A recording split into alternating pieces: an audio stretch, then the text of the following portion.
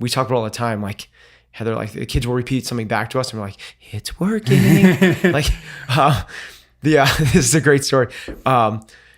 Harley, my youngest, a 4-year-old, Harley, wanted something. She wanted like to play with a Barbie doll or play with a My Little Pony. And she's like, I want My Little Pony. I want My Little Pony. And we're like, Harley, what do you say? Looking for her to say like, obviously, please. Yeah. Like, Harley, what do you say? And she just threw out a saying that she goes, suffer in silence. like, oh my God, it's working. Bodhi got hurt on the trampoline once, and we're like, Bodhi, it's okay. It's okay. Like, Bodhi, it's okay. What do you say? Like when something hurts, and he goes, it's when I was in like the Jocko stuff. He gets hurt and he's laying there. He's like, good. It's like, the brainwashing is working. Love it. What confidence has nothing to do with winning or the leaderboard. What confidence is knowing that you giving your best effort is enough. Hello, sir. Hey, Patrick. How are we doing today? Great. Today's topic, I think, I feel like I always say this one's a little bit different, but this one actually feels a little bit different. A few weeks ago, you sent me a link to a website, and we'll link it in the show notes, but it's from a website called All Pro Dad. And it was just a list of sort of the author's 10 things he hopes his kids remember about him. Mm-hmm. So it got me thinking. I sent that to you because you are a young dad. I was just going to say, I've got almost a 15-month-old. So obviously thinking about parenting a lot, and knowing you and Heather as well as I do, I know that you guys don't take your roles as parents lightly at all. So when I say this one's a little bit different, what I mean is we're going to talk about parenting, which is not something that we've ever talked about, and really not something that you've really talked about that I've seen. So a little bit different in that respect. And so I brought that up to you, that I think that would be a good topic. So you've been thinking about kind of where you'd like to take that idea. And you sort of sent me, I think 9 or 10, just sort of like parenting tactics that you found success in. So we'll just go through that list and I'll bug you with questions as we see fit. Yep. So the first one is one that I think is actually really interesting and probably not many people sort of abide by it, which is spouse first, not the kids. Yeah. So I can imagine that is almost controversial, but so I'm really curious what that means. It was, when I first heard it, it was I didn't buy into it. I always thought it was like, kids are everything. They are your everything. You run in front of traffic for them. You do whatever you can. And you and your spouse are a team to try to help them on this journey through life. Yep. And it's actually was brought up to me first by a friend of mine who's really religious. And he says that he told me that the Bible actually says the opposite way. The Bible says, love your spouse first, your kids second. I'm butchering. It's definitely, I'm paraphrasing it at best, right? I'm paraphrasing what he paraphrased and I didn't read it. But essentially it says that it's about your wife, or it's about your spouse. And if you guys, here's the reason why. And after I talked to my wife about this, and and after I've lived with it for a little bit, it is so true. And the examples are everywhere. We see it now. The idea behind it is, if you love each other, if you have such a strong relationship, if you guys are so invested in each other's happiness, your kids are just gonna be a byproduct of that. Now, the reverse of that is you're trying to work so hard to make sure your kids are like that, your spouse takes a second seat, and now there's, at worst, maybe like bitterment or resentment, or there's a scorecard of who stayed up last night and who's doing the dishes and all that stuff. And if that happens, like no matter what you try to do to invest into the kids, the way your relationship is transparent and it's not whole. And your kids see right through that. We see it all the time with some of the friends that we know through schools or whatever, of our kids' parents that we hang out with. And they're not happily married at all, but the saying is that they're staying together for the kids. Yeah. Well, that's not for the kids. Like they're not doing anybody a favor. They're just trying to they're not investing in their own relationships. So the saying is spouse first, then kids. And the reason is if you love, love, love, and you show how much you love and you are invested in your marriage, your kids are just going to be a byproduct of that. Mm-hmm. And the opposite is not true. If you invest and do everything you can in your kids, it doesn't mean your relationship's going to be better. If your relationship isn't better, your kids aren't better. Right. Cool. Okay. Second one. This one is not a surprise from you, but praise effort and character and not talent. But specifically, and we've talked about that with athletes, coaches, and exactly. And employees. What does that look like with a totally different, much deeper relationship with a kid? And it should be said, your experience now parenting has been from, Maya's 18. I have an 18-year-old, a 14-year-old, a 6-year-old, and a 4-year-old. So I'm really curious how you've navigated that wide gamut of, that principle with Bodhi is a lot different now than it is with Maya. Yeah. So this stems from, I always mix these two up. It's either Angela Duckworth and Grit or Carol Dweck and Mindset. Yeah. So it's all about having like this growth mindset. And they both reference, or at least one of them references this really famous study where they took elementary school kids and they had them take a test. And when the kids got the test back, they got one of two notes written on the top of it. It either said, nice job on this, you're really smart. An equal number of kids got a test back that said, nice job on this, you worked really hard. They had kids retake another test that was 2 or 3 grade levels above their education. And the kids that got their feedback that said, you're really smart, did terrible on the test. They gave up because they couldn't push through and struggle and face. The saying was like, I'm smart, this is hard, I can't answer this, what's the deal, I'm out. Mm-hmm. Whereas the kids that got the response that said, you worked really hard, they gritted and they grinded through it and they pushed through it and they did phenomenal on the test. Substantially, like astronomically better than the so-called smart kids. And the theory behind that is, the saying behind that is, it's not about intrinsic traits or talents. It's not what you've been gifted with. It's about the behaviors and what you put into it. It's about the work ethic. So if you reward the effort, not the results, you're going to get a much better long-term effect. Now, how does that manifest itself? What does that look like in parenting? Kid comes home and says, I got an A- on my test. And say, nice job, you aced it. You say, good job, you worked really hard on that. Mm-hmm. And similarly, if a kid is struggling, it's, well, you're not that good. You're not that good at this. It's like, well, this is how we work hard. The bottom line is, don't ever say like, you are good at this. If you say you are good at this, they believe everything is inherently born into and they can't grow and develop. Humans are adaptable, changeable, learning machines. That's why we are the dominant species on this planet. That and opposable thumbs, like whatever. But the biggest thing is how adaptable we are and how much we can learn. If you're putting in a fixed mindset into your kids, you are doing them a major disservice.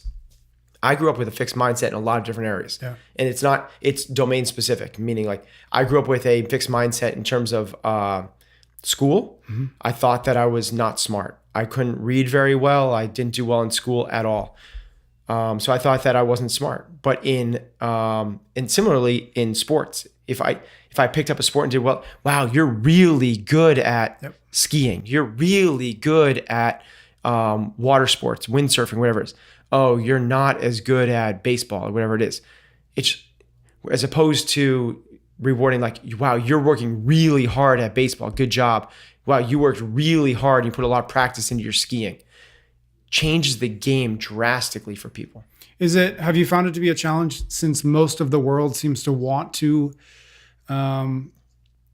ascribe talent? Yeah, or do you feel like you're battling, the kids come home and you've got to sort of rewire? No, I don't think so. Yeah. I mean, I kind of believe that my kids are in a bubble that I have ultimate influence over. Mm-hmm. That is like something that I intrinsically take the ownership of. I am here to mold my kids. And we talk about all the time, like Heather, like the kids will repeat something back to us and we're like, it's working. This is a great story.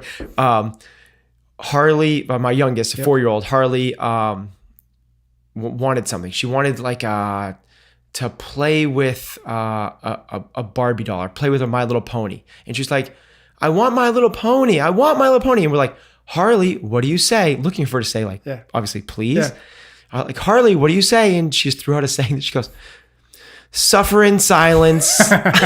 like, oh my God, it's working. Bodhi got hurt on the trampoline once. And we're like, Bodhi, it's okay. It's okay. Like, Bodhi, it's okay. What do you say? Like when something hurts, and he goes, it's when I was in like the Jocko stuff, he gets hurt and he's laying there. He's like, good. It's like, the brainwashing is working. Love it. But if you take ownership of that, like it's the same deal. Like you have control. It's not like, don't default to the teachers. Don't default to their peer group. Don't default to like the media or society to raise your kids. It's like, it's up to you. And it's as simple as like saying a few things repetitively. It takes 7 times before they hear it. So after the 7th or 8th time, you're not being a broken record. That's when they're hearing it for the first time, and they're sponges. And if they don't feel like they're hearing it, they're hearing it. But repetitive behaviors pay off big. Repetitive sayings pay off big. So consistency. Yes. This one I think we've talked about a little bit, but no junk in the house. I assume you mean food. Yeah. I don't remember if it was this episode, if it was a CFNE way that you guys... We probably talked about it in terms of some nutrition thing. Yeah. But here's the... so like backstory to this. Like people ask me all the time, like, what should I have my kids eat? You know, like it's the same thing as adults should eat. Like there's no reason to have a kids menu at a restaurant. They should eat the same thing we do. Since I've heard you say that, I pay more attention to the children's menu. It's like mac and cheese and hot dogs or whatever. Mac and cheese, chicken fingers, pizza, French fries, hot dogs. It's like, and then you go to like the kids aisle and it's like crap with like fun colors and cartoons, you know, Go-Gurts and cereals, and it's just junk. So, can you control what your kids eat 24 hours a day? Absolutely not. They're going to go to a birthday party. There's going to be things at school. But does that mean that you should like default at home too? Like that sounds ridiculous to me. Like if they're going to eat at school, like then we should have the Cheez-Its and the Doritos at home.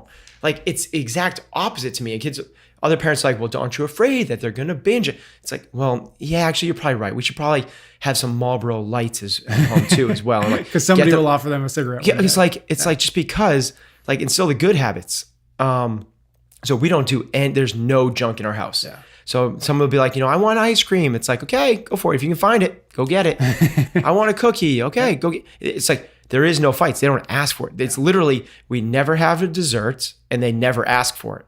It's never, ever asked for in our house.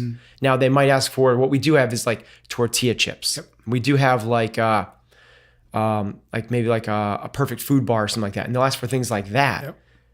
Like, okay, if those are the treats, right? Yeah, if those are the treats, like a handful of sweet potato chips, like we're doing okay. You know, it's.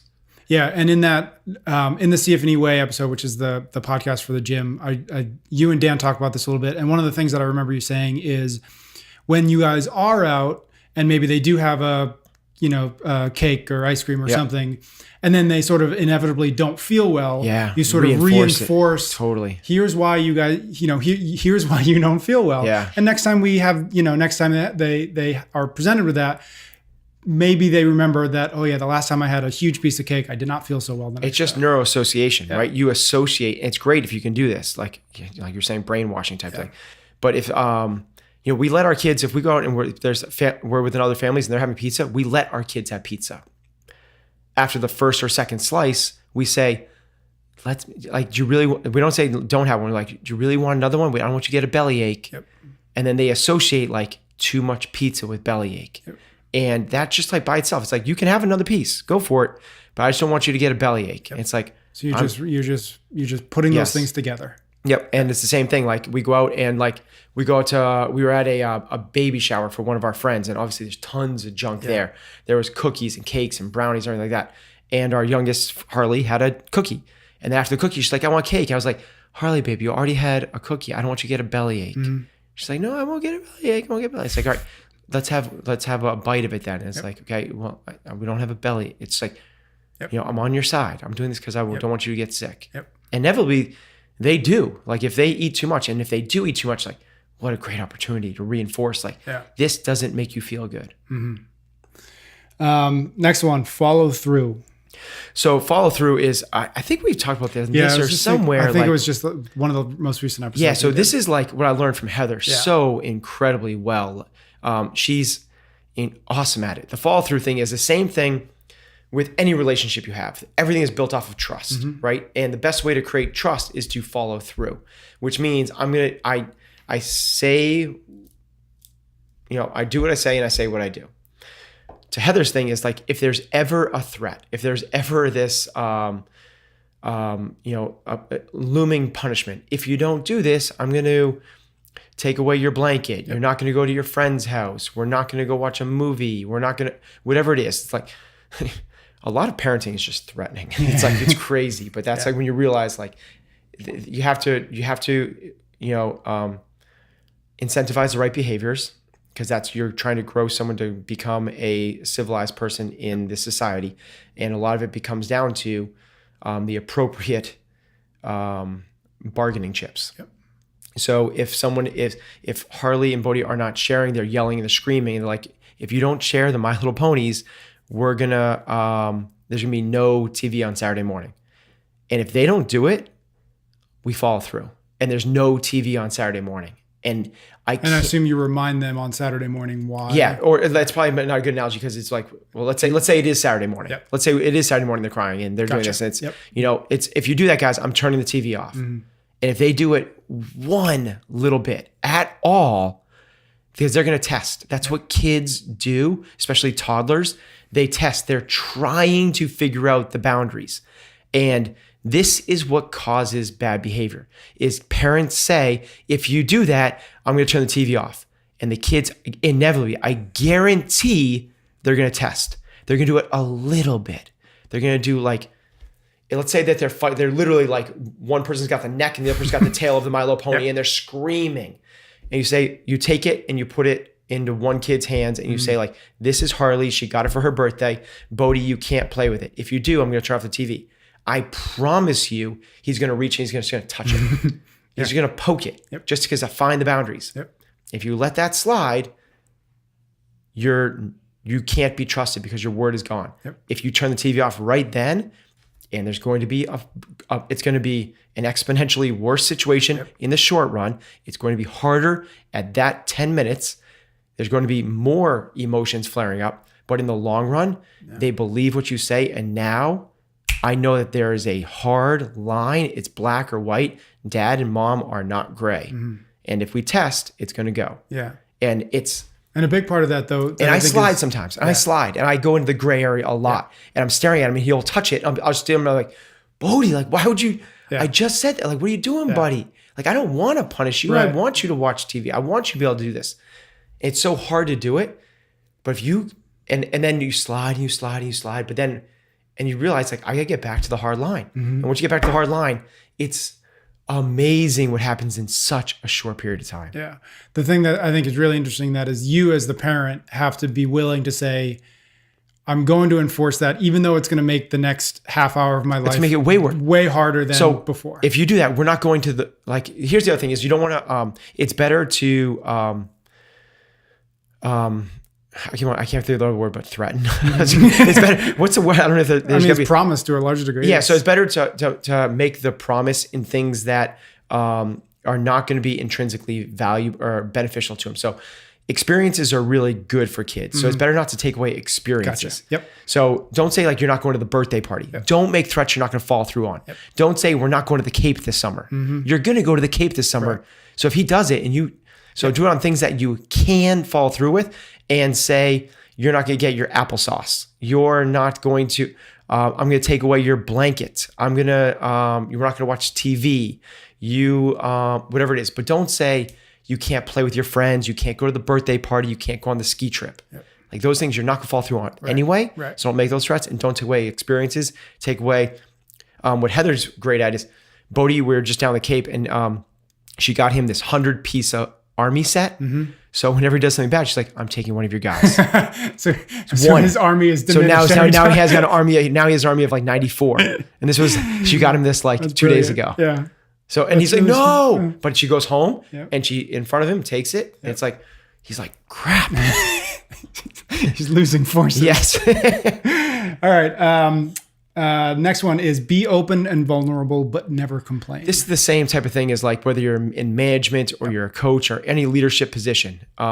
Vulnerability creates greater levels of trust. Yep. It also opens the people up underneath you to behave in really positive ways because they're not afraid to expose weaknesses, which we all have, or expose truths, or expose areas of question. So if you are like, you put yourself up on the pedestal and you're the all-knowing, all-being, utilitarian, godlike figure, like you're unrelatable. Yeah. Like, but if you are a parent and when you make mistakes, you should tell them like, that's my bad. Like, I'm sorry. I didn't realize. Like, whether it's like walking around and you step on your kid's toe and like, oh my God, I'm so sorry. Like obviously that's an easy one. Yep. I didn't mean to, but like if you, it's so easy to like, not be vulnerable, to like try to be bulletproof. But if you are open, honest, and vulnerable, you will encourage really strong behaviors. And this goes right through like corporate management or coaching an athletic team or whatever it is. Be a human being and show them how human you are. But because you're being vulnerable, because you're being open, because you're being honest, doesn't give you a license to complain, particularly about other people. Never complain about other people in front of your kids. Never complain about, especially other family members, your wife or your spouse. Never complain about the teachers at school. Never complain about the other kids who are their friends, because that's going to lead down a road that they then become this type of thing where they are going to mirror your actions. And they're going to look at everything. Imagine the opposite. Imagine if they never heard a bad word, you speak a bad word about anyone ever, as opposed to like you just like having a conversation with your wife when you're driving the car and you're complaining about your kids' teachers in front of them.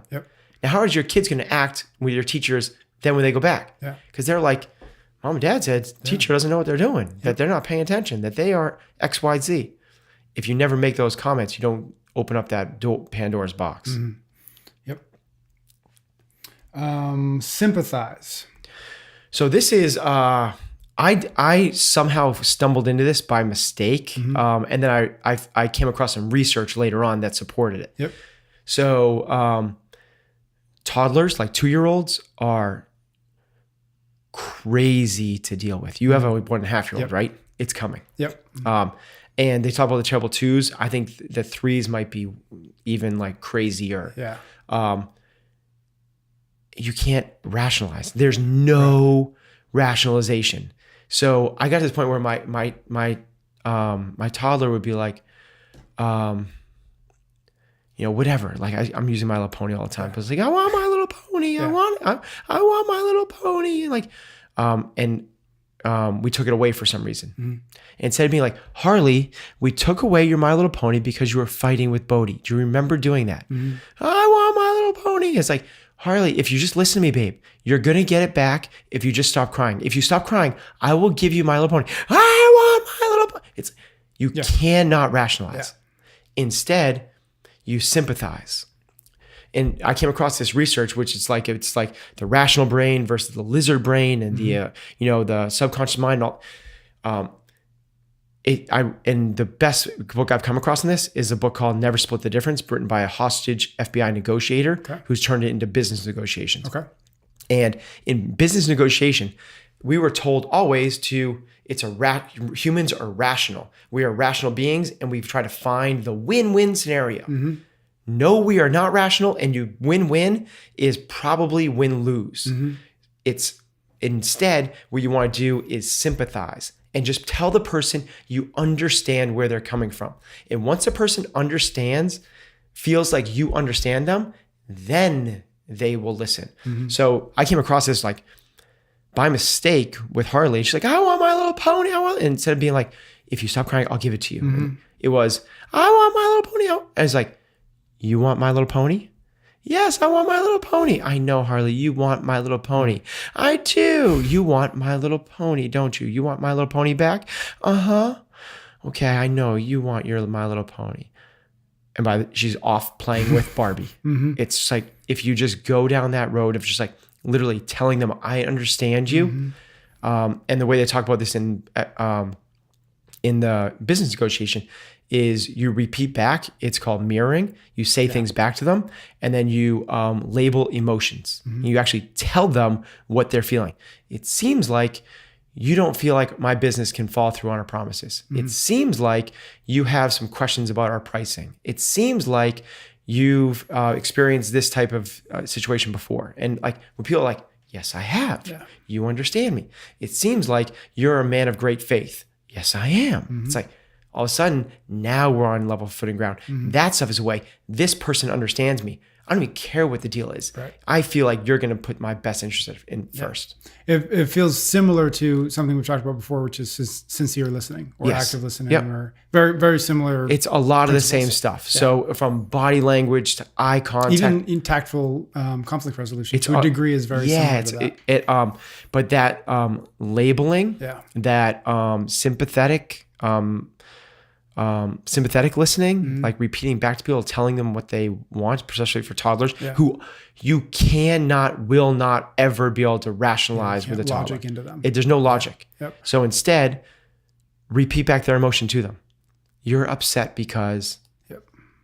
Have you had any experience with the older kids in a version of that's a little necessarily probably needs to be a little more nuanced? Or is that not come up? Yeah, it's just not as exaggerated. Yeah, right.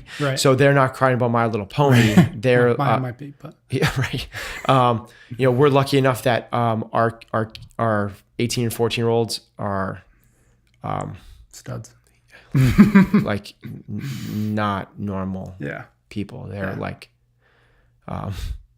Maya's working as my assistant coach this year, and she's one of the best coaches I've ever had on my staff at 18 years old. Jonah is my 14-year-old. I have literally in 14 years never seen him upset. Like crazy weird really stuff. Cool. Besides being a toddler. Being a toddler, every toddler gets upset. Next one is no quitting.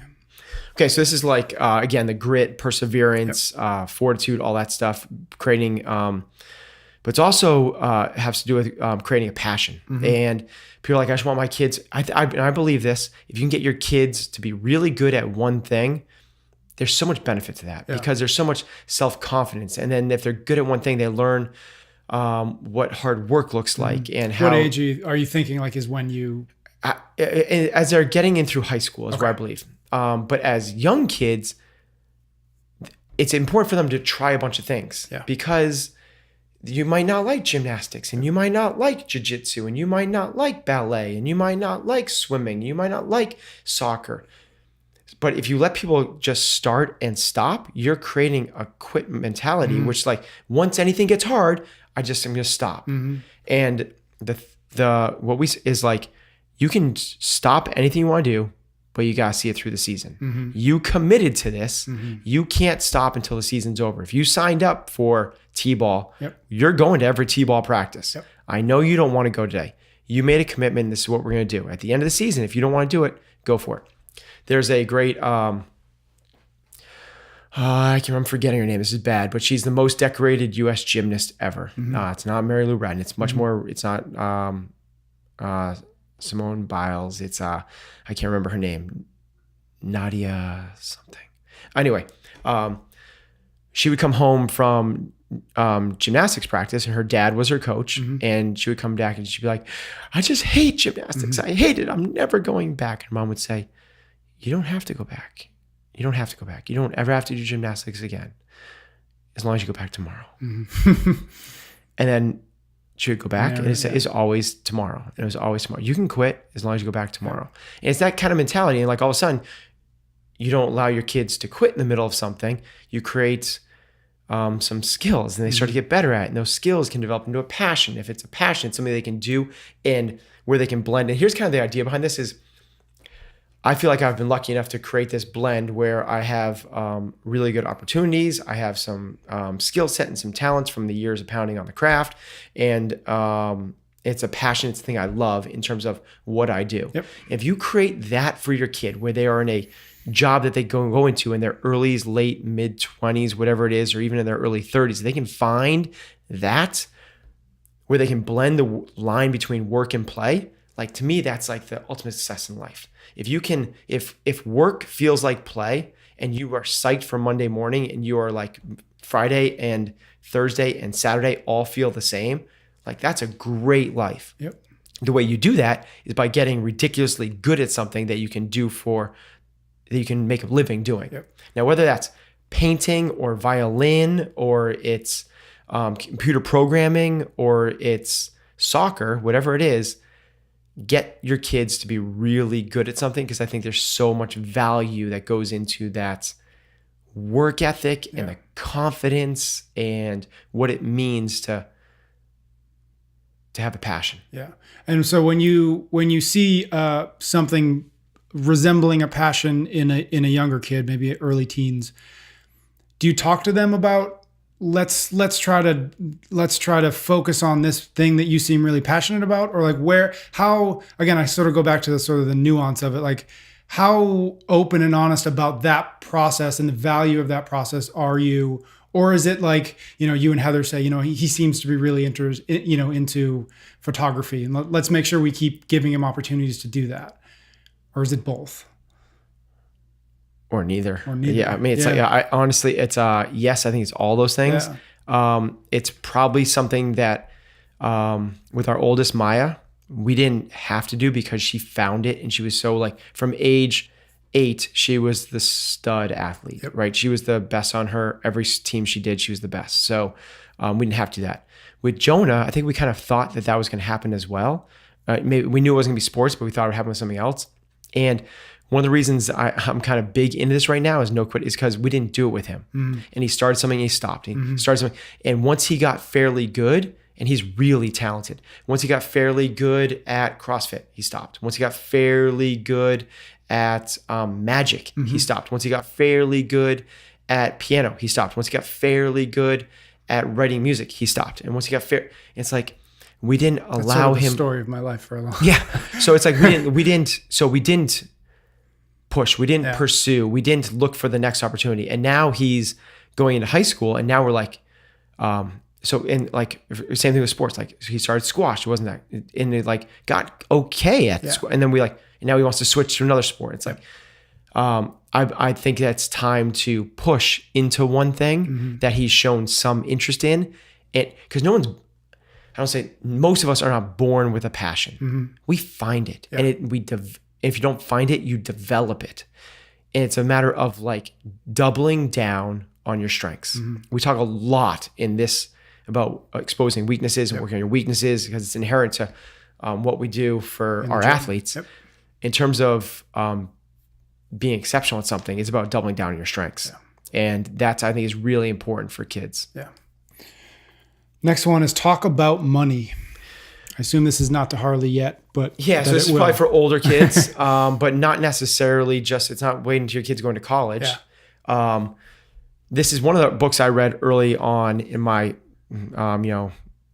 post-collegiate, my mom handed me the book, Rich Dad, Poor Dad. It's a story of this guy growing up, Rob Kawasaki, I think I'm going to say his name. I might butcher it. But really good book. It's worth a read. He grew up, and his family was quote unquote poor, not necessarily poor like we saw, but poor mentality in terms of finances. But his best friend, who he spent a lot of time with and ate dinner with there, grew up in a rich family in terms of the type of family that talks about money and finances. And the differences were astronomical in terms of what happens to their lives. The idea is most people make about the same amount of money. It's what they do in their extracurriculars and where they put that money that creates wealth, or the opposite. The people are living paycheck to paycheck. And the biggest thing you can do is do your kids a favor and talk about what they're not talking about in school. In school, they're learning about the Pythagorean theorem and trying to recite the 5th president of the United States and what's the capital of Iowa and, what was the Treaty of Paris about, or whatever these things are. What they're not talking about is taxes, mortgages, compound interest. What does it mean to invest into a diversified portfolio? Yep. What does it mean to buy assets and limit your liabilities? Those type of things are really important to be talking about at the dinner table. Now, when you're talking about with 4-year-olds and 6-year-olds, it's a very different conversation than you're talking with 18 and 24-year-olds. But just having the conversation at any level, talking about money and making it not a taboo subject creates a much healthier relationship with money down the road. And that's really valuable for people later on in life. Just understanding what money is and what it can do for you. I was lucky enough to grow up in a family where my dad was incredibly fiscally responsible and financially savvy. He invested, he had a great job, but he was constantly investing his hard-earned money into flipping real estate, buying commercial real estate. We talked about, he gave me $1,000 when I graduated middle school to invest in the stock market. And whatever I made over the time from there until I got married, I got to keep. I had to give him back the $1,000. It's a good deal. It's amazing. But it got me like, I was buying stocks. I was looking at stocks. I was watching, it's like, I don't even look at this stuff. I don't do anything now. What's funny about this is like, I'm so not into money in terms of the wealth and the numbers and what's creating. But I know what it can do in terms of creating opportunities for people. Right. And that's what I'm kind of interested in is I know it takes money to start a business and I need money to start a business. I know it takes money to expand your business. So I need that. It costs money to hire another person. And you're comfortable having those conversations or thinking about that or thinking. As opposed to people that are kind of like nervous about money and what does it mean? Is money evil and stuff like that. That just having the conversation, having an open discussion about it, really powerful. Yeah. Last one, sleep.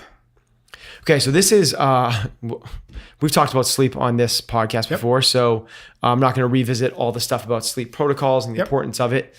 This is kind of about infants and toddlers, but even more so like babies and infants. And just having two that kind of gone through this with the 6-year-old and the 4-year-old. When Bodhi was born, he's my 6-year-old, we didn't know what the hell we were doing. Right. Heather had forgotten what it was like to raise the other kids. I wasn't around with the older kids. So we were kind of starting from scratch. We were new parents and man, like hard, like not sleeping is hard. We were so lucky to just have a great pediatrician who told us about a sleep protocol. We followed it to the T. And I kid you not, like our kids were like insane sleep. You know the stories about them. It's like Bodhi would, from basically 6 weeks on, slept through the night forever. Harley would at times sleep 16 hours in a day. Just like we put her to bed, she would fall asleep in a car ride or something at 3 o'clock and not wake up until like 8 or 9 the next morning. And it's like, it's kind of like, what is that like? But when you realize the pediatrician is like, this is the first thing is that sleep is the most important thing. Never wake a kid for anything. To eat. It's more, they're going to get more growth and development from sleeping than they are from eating. It's the most important thing for an infant. Now, I'm sure there's other pediatricians that may be listening to this and countering this. I am not a pediatrician. I'm just reciting what my doctor said to me. It worked for me, and I'm just throwing this back out there. This is not science. But the idea behind it was when they're sleeping, we let them sleep. If we were supposed to go to a birthday party, it's like, this is an example. Our kid fell asleep after Christmas morning. We were supposed to drive up to spend Christmas Day with my family in New Hampshire, and we didn't go because our kid was napping. It's like we just were like slaves to it. I believe that there's so much that comes from brain development and everything else. I think it's so important. So the first is this realization, like sleep is number one. Never wake a sleeping baby is kind of goes hand in hand with that. The next one is nighttime is for the parents. When you put your kid to sleep and they cry, you don't go get them. And that is like the first night is, it's horrific. Yep. It's like, it's essentially, it's like it'd be like some sort of like form of torture, right? Really. They're wailing, they're crying, you don't go get them. And then the next night you do the same thing. And the next night, and by the third or fourth night, the cycle's been broken. And it's the same thing with like people that want to eat. It's what it is. It's a habit. Yep. It's the habit loop. So there is the cue, there is the routine, and there's the reward. The cue is I'm stirring in my bed, or like my eyes poke open, or I'm a little bit hungry, or whatever it is, and I'm going to cry. And when I cry, mom and dad come in, they pick me up. Oh my gosh, it's amazing, right? The routine is they pick me up and they rock me to bed. And they put me in a rocker and they re-swaddle me. And the routine, the reward from that routine is I feel amazing. Like, this is awesome. So next time that you have a little disturbance, what do? You're going to cry. Like it's the habit loop. It's what we talk about with everything. Whether you're trying to quit smoking, you're trying to get lean, whether you want to get fit, whether you want to be successul in business, it's all the same stuff. The rules apply even if it's a 6-week-old. And you got to break the habit routine. And it's really, really hard. But he's like, get headphones, play music, close the door. Your kid is going to be fine. And we have this pediatrician who's like, it's incredible. And he's like very like, he's into like ancestral, nutrition and traditional. And we feel like we found somebody, like, we're going to listen to him because we believe everything else he's saying. Yep. And holy cow. Amazing. From there, with the really young kids, it was this routine of like, your kids should be sleeping almost like over 21 hours a day. It's like with the really young toddlers, the really, really young ones, he had it. I'm gonna mess it up because it's been 4 years since we've done this, but it was something along the lines of you wake your kids up, you change their diaper. You breastfeed on one side, you burp a little bit, you breastfeed on the other side, you burp a little bit, and you put them back to sleep. And they're awake for like 10, 15 minutes at a time. And they just sleep. And all they're doing is these eating, sleeping machines that grow like, so I just think it's so beneficial on both ends. I think the parents benefit huge and the kids benefit huge. Probably a weird, controversial subject that people have a lot of emotions about because everyone feels like my kid has this, my kid is this, I've done it this way I've learned it, this is, you don't understand. I totally get that. I'm just relaying what works for you us. But ... is a protocol that our pediatrician has used with tremendous success across his whole practice. And we were just like, we're going to be the loyal foot soldiers. If someone came to us and was like, I want you to make me a good athlete, what should I do? And basically I'm like, if you just listen, we can do some phenomenal stuff. We're like, we're just gonna be great students. We're just gonna listen to what he says no matter how hard this is. You found somebody you trusted and you said, okay. Exactly. Yeah, so we gave it a shot for a week and we had Bodie and people were like, oh, you're just lucky. It's like, you just got a good kid, wait till you get your second one. And we had Harley, the second one. It was like, Harley was like twice as good. Harley's competitive sleeper. Oh my God, it's amazing. So really cool. Having said that, they're toddlers now where we're not doing as a good job of now because they walk into the room and for whatever reason, daddy's a real softie and daddy likes to walk them back into their room and tuck them back in and snuggle with them. And for whatever reason, it was a lot easier as a baby because it was kind of like, I don't know, it was more in our control, as strange as that sounds. It's like, but Heather's better at it now than I am. Yeah. Really cool. This has been a long one, so let's wrap it up there. But I feel like there's probably more in this area that we can talk about. So we'll chat about it again. And maybe we'll have Heather on. I think it'd be great. We should bring Heather on. Okay. Awesome. Thank you, Ben. All right. Thanks, Pat.